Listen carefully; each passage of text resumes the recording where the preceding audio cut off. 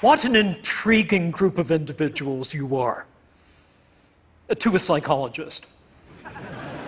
I've had the opportunity over the last couple of days of listening in on some of your conversations and watching you interact with each other, and I think it's fair to say already that there are 47 people in this audience at this moment displaying psychological symptoms I would like to discuss today. And I thought you might like to know who you are. But instead of pointing at you, which would be gratuitous and intrusive, I thought I would tell you a few facts and stories in which you may catch a glimpse of yourself. I'm in the field of research known as personality psychology, which is part of a larger personality science which spans the full spectrum from neurons to narratives. And what we try to do, in our own way, is to make sense of how each of us, each of you, is in certain respects like all other people, like some other people, and like no other person. Now, already you may be saying of yourself, I'm not intriguing. I am the 46th most boring person in the Western Hemisphere. Or you may say of yourself, I am intriguing, even if I am regarded by most people as a great thundering twit. But it is your self-diagnosed boringness and your inherent twittiness that makes me as a psychologist really fascinated by you. So let me explain why this is so. One of the most influential approaches in personality science is known as trait psychology, and it aligns you along 5 dimensions, which are normally distributed, that describe universally held aspects of difference between people. They spell out the acronym OCEAN. So O stands for open to experience versus those who are more closed. C stands for conscientiousness, in contrast to those with a more lackadaisical approach to life. E, extroversion, in contrast to more introverted people. A, agreeable individuals, in contrast to those decidedly not agreeable. And N, neurotic individuals, in contrast to those who are more stable. All of these dimensions have implications for our well-being, for how our life goes. And so we know that, for example, openness and conscientiousness are very good predictors of life success, but the open people achieve that success through being audacious and occasionally odd.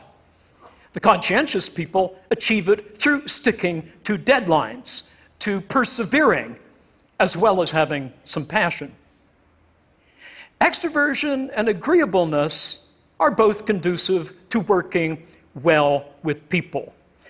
Extroverts, for example, I find intriguing. With my classes, I sometimes give them a basic fact that might be revealing with respect to their personality. I tell them that it is virtually impossible for adults to lick the outside of their own elbow. Did you know that? Already, some of you have tried to lick the outside of your own elbow. But extroverts amongst you are probably those who have not only tried, but they have successfully licked the elbow of the person sitting next to them. Those are the extroverts. Let me deal in a bit more detail with extroversion because it's consequential and it's intriguing, and it helps us understand what I call our 3 natures. First, our biogenic nature, our neurophysiology. Second, our sociogenic or second nature, which has to do with the cultural and social aspects of our lives. And third, what makes you individually you, idiosyncratic, what I call your idiogenic nature. Let me explain. One of the things that characterizes extroverts is they need stimulation. And that stimulation can be achieved by finding things that are exciting. Loud noises, parties, and social events here at TED. You see the extroverts forming a magnetic core, and they all gather together, and I've seen you. The introverts are more likely to spend time in the quiet spaces up on the second floor, where they are able to reduce stimulation and may be misconstrued as being antisocial, but you're not necessarily antisocial.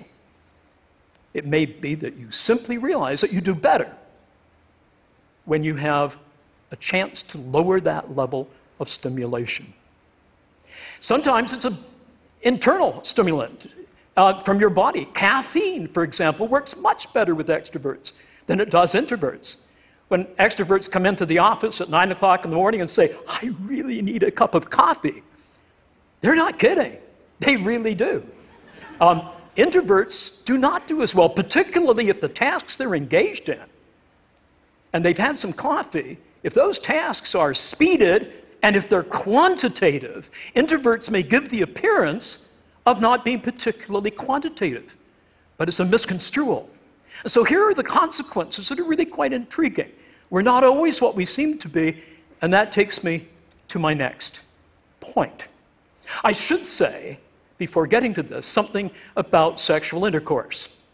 Although I may not have time, and so if you would like me to, yes, you would? Okay. There are studies done on the frequency with which individuals engage in the conjugal act, as broken down by male, female, introvert, extrovert. So I ask you, how many times per minute? Oh, I'm sorry, that was a rat study. How many times per month do introverted men engage in the act? 3.0. Extroverted men, more or less? Yes, more. 5.5, almost twice as much.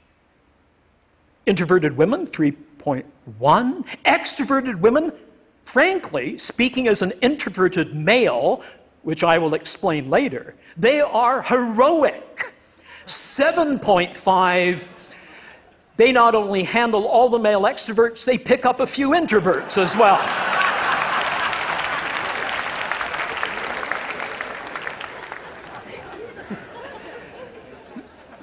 We communicate differently, extroverts and introverts.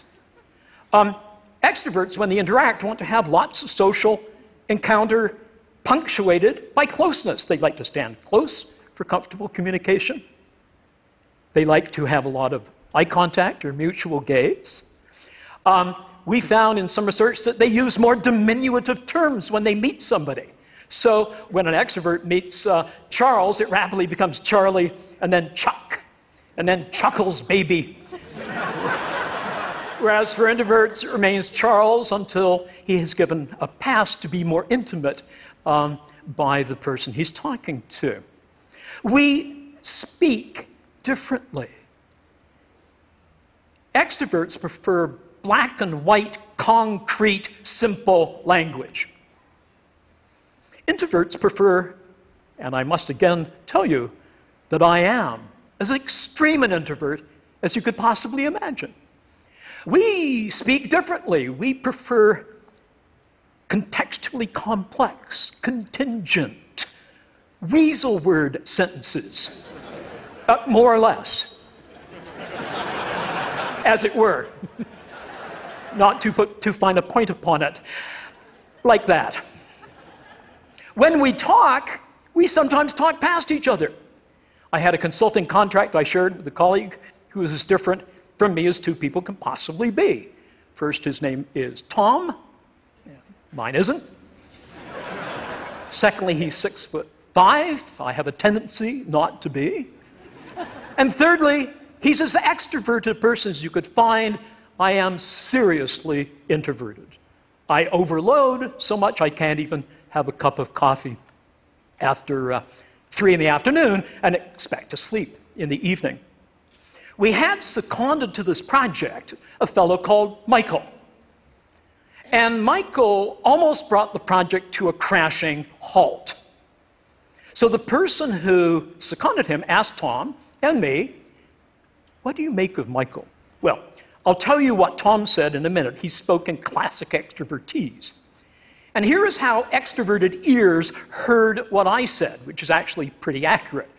I said, well, Michael does have a tendency at times of behaving in a way that some of us might see as perhaps more assertive than is normally called for. Tom rolled his eyes and he said, "Brian, that's what I said. He's an asshole."